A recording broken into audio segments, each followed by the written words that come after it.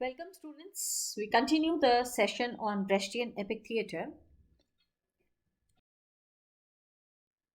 We begin with a quote by Bertolt Brecht, where he said that art is not a mirror held up to reality, but a hammer with which to shape it.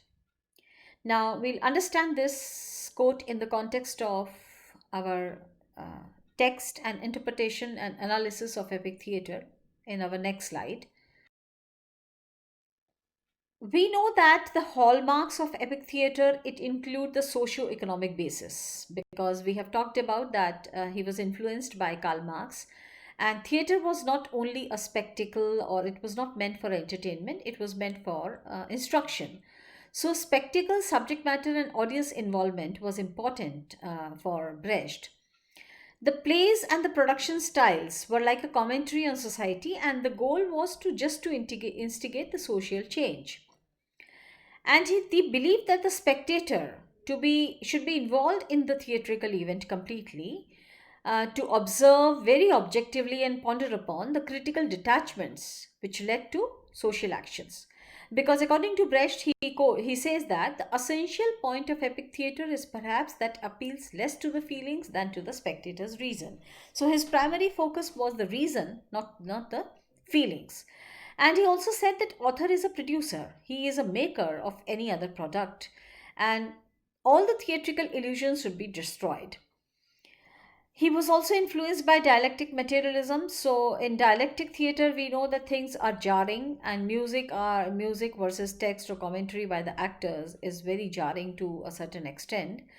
So this dialectic criticism or instruction of teaching of moral lesson, according to Brecht, it plays are didactic because they serve to teach the audience and send a message to the society.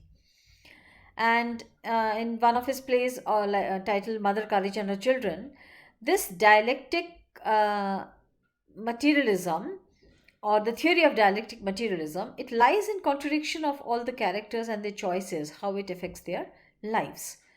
Um, in theory, we can say that the plays of Brecht are very anti illusionistic because they can be seen as a reaction to the theatre of the late 19th century, with its emphasis on entertainment, realism, and escapist entertainment. Epic theatre, we see that it is a term which is generally describes Brecht theory.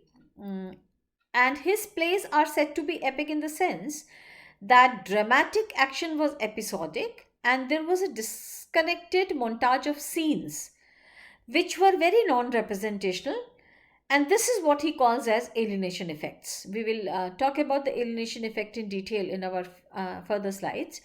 Now, all these elements they contributed to Brecht's overall purpose, wherein he commented upon the political, social, and economic elements which affected his characters.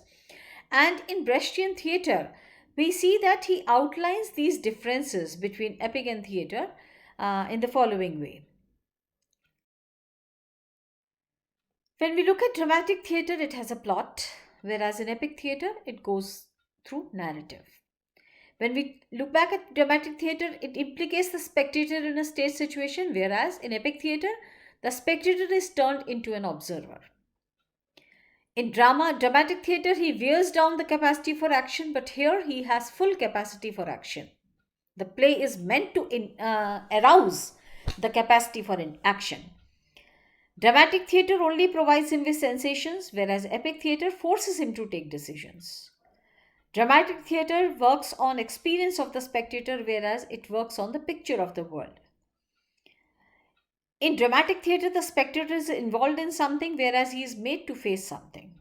It only suggests, but there is an argument in epic theatre.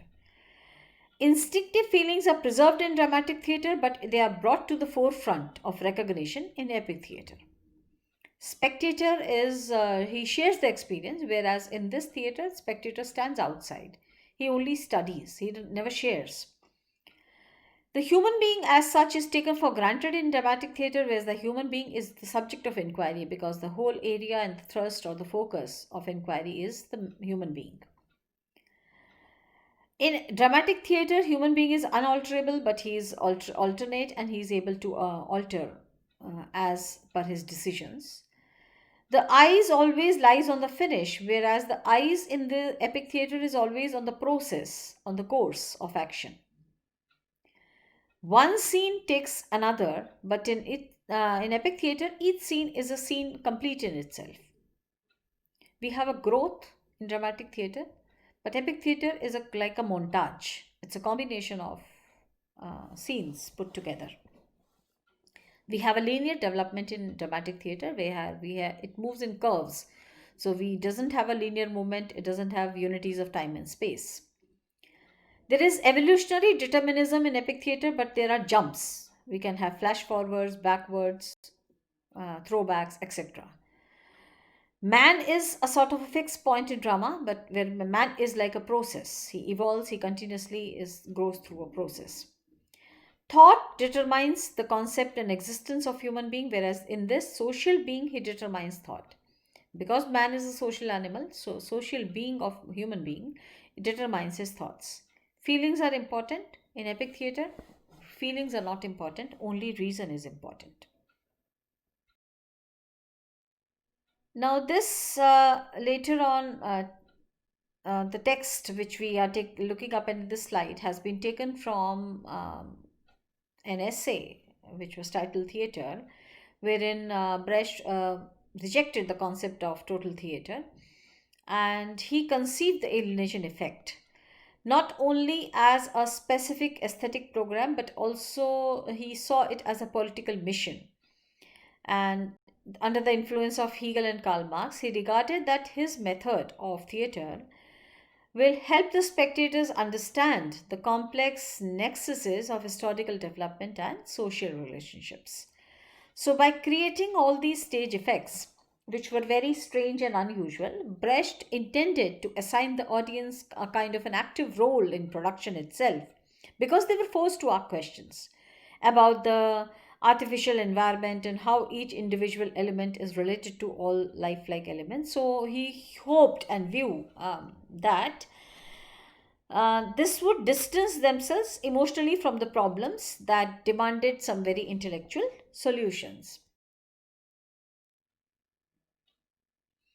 When we look at the alienation techniques or the theatrical conventions of epic theatre, there is an article in the Encyclopedia Britannica wherein Aristotelian epic term, a kind of a difference between narrative and drama, has been described completely.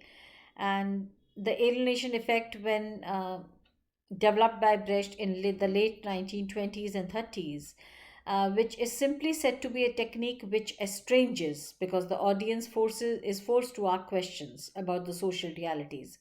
So, theater as a form, just as a form of escapism, did not challenge the audience earlier, but here in the characters were completely involved and challenged what was going on the stage.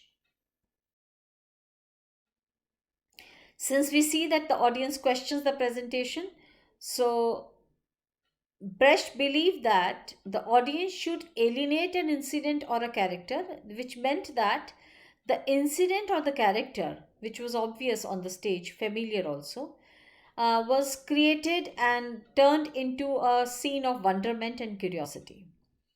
Now, this kind of a technique is related to the Russian formalist writers, wherein they call the technique as making strange or defamiliarization.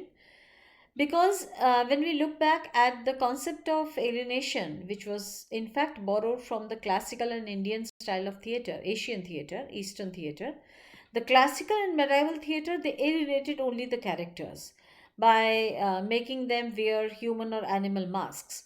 But the Asian theatre, today also, it uses music and pantomimic aids to use these alienation effects.